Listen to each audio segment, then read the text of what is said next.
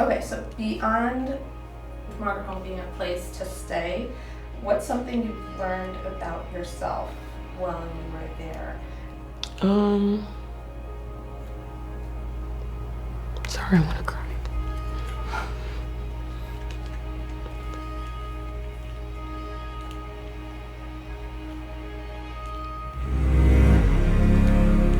I think the biggest thing was that people come and go out of life a lot, and even after leaving, I still talk to a lot of you.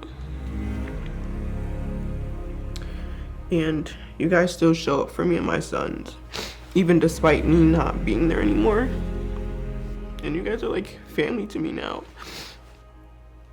And before, it was like everybody would come and go. And my entire life, I haven't really had stable relationships or friendships with family.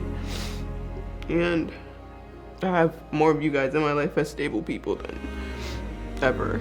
I think you're embarrassed about the situation that you're in, or you feel fear about it, or you're ashamed of it. You have to take the step to pull yourself out of it.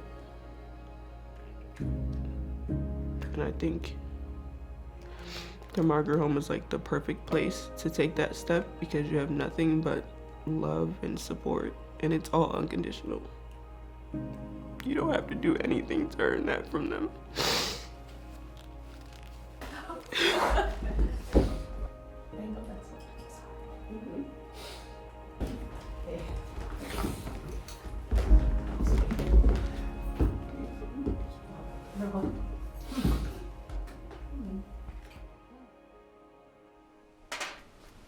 There's a hole over here somewhere.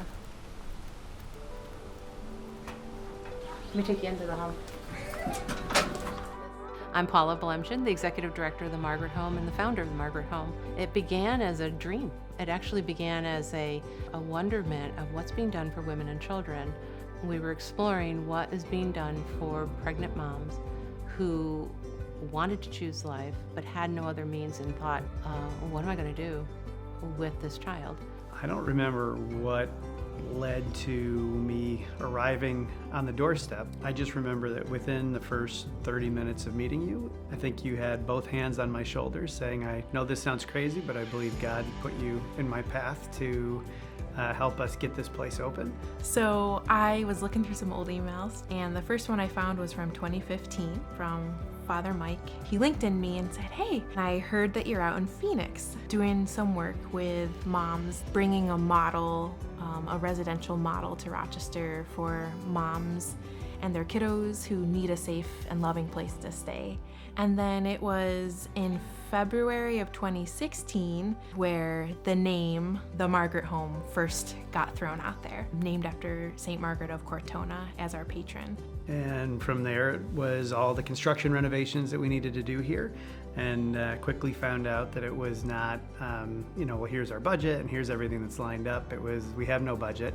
We have no people. We're trying to figure it out as we go. And so we just started bootstrapping and finding people and finding materials and finding volunteers and expertise wherever we could. And we worked on this building every day. It was every day we would come, and my children would be involved in it.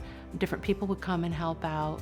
My husband was greatly involved in all of the early days. He and I worked out a lot of this together. I could walk you through this space, and every inch of it was prayed into. Every inch of this space, that'll make me cry.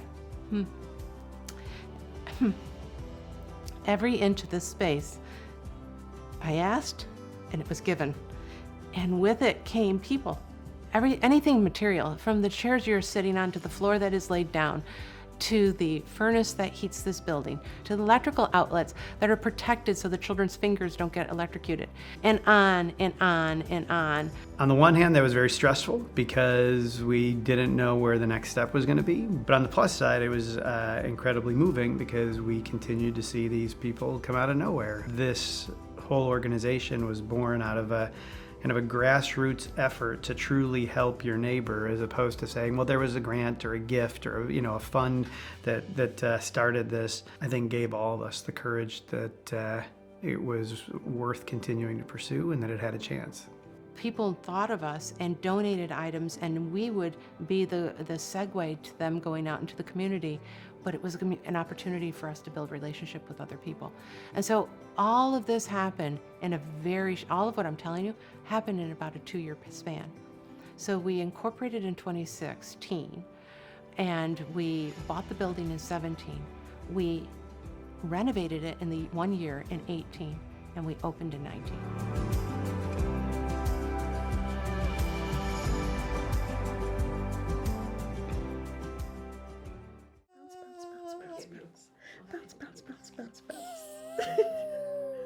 Can you describe the moment, what it was like when you first walked through the doors of the Margaret home? Probably like most immediately, just relief and stability, safety. The first night I stayed was actually when I told everybody that I was pregnant. So the only person who knew when I moved here that I was pregnant was her godmom. So I told my sisters and everyone and just let them know. And I don't know, I just kind of felt like finally something is going good for us. I run a medical practice called Restore Health and Wellness, and so I come in twice a month and work with the moms directly and run a parenting class for them. When you're connected to a person, correction is a natural indicator. Correction is something we already feel like, yeah, I kind of like what you're doing. I kind of like the outcomes that are going that way for you. I want some of that. Connection before correction is the way in which one person makes a change and feels connected to the person that's offering that correction. I think being a mother, your focus is centered on one child or 2 or 3, but you can see the broader vision of a greater world and a greater society that you want to create. And that gene that develops in you is going to be absent in the future unless there are places like the Margaret home that nurtures women and encourages them to go forward. The Margaret home is proof that they're providing stability, housing, support, resources to needy mothers, to needy families.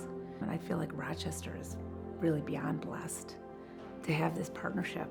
We are all here to care for the moms and to care for their children and to support them and show them a sense of love that they've never felt before. This is why I'm here. This is why we're all here, just trying to support these women in doing what will help them in the future, what will help their children in the future. Otherwise, I don't know where they would be.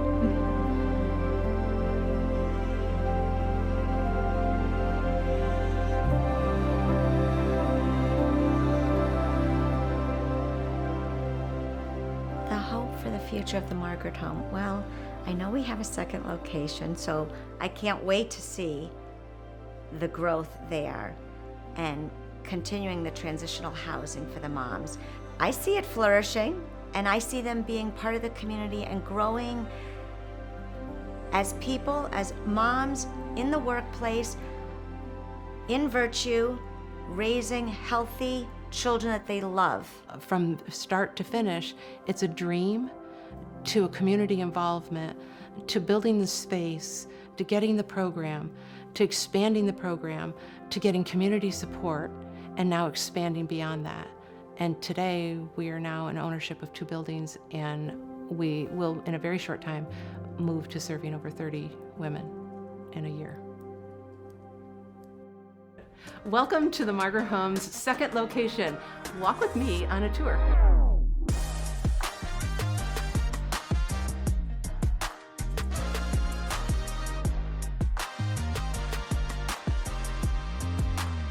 We are in the new space of the Margaret Homes. This is our second location. It is the building that we're in the process of getting funds for to renovate. It is our expansion project that's going to increase servicing women, about 10 women in the other space. That combined with this space will serve over 30 women and children.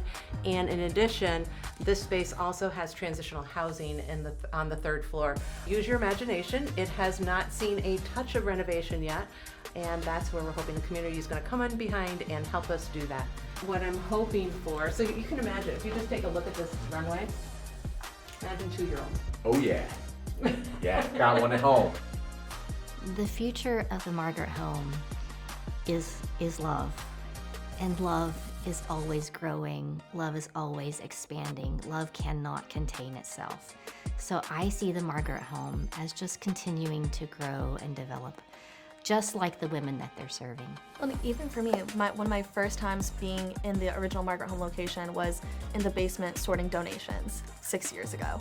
And going from that moment to where we are today, about to open this new location, then it just makes me think of what else is on the horizon and what else we can do.